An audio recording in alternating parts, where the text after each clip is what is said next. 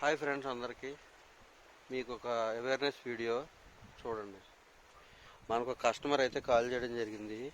Motor తిరగట్లేదని complaint అనేది మనం రావడం జరిగింది.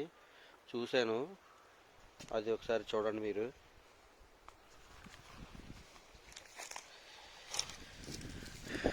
ఈ కేబుల్ ఏదైతే ఉందో అది దొంగోళ్ళు కట్ చేయడం జరిగింది.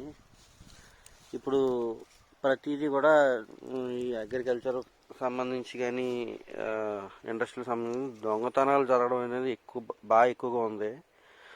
సో ఈ రకంగా వైర్లు కోసుకుని వెళ్ళిపోతున్నారు.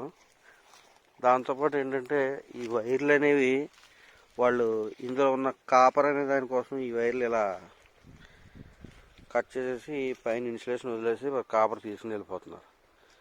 సో ఈ దొంగతనాలు అరికట్టడానికి పోలీస్ కంప్లైంట్లు పెట్టినా, లేకపోతే విద్యుత్ శాఖ వాళ్ళు ఎన్ని చర్యలు తీసుకున్నా దీన్ని అయితే కంట్రోల్ చేయలేకపోతున్నారు.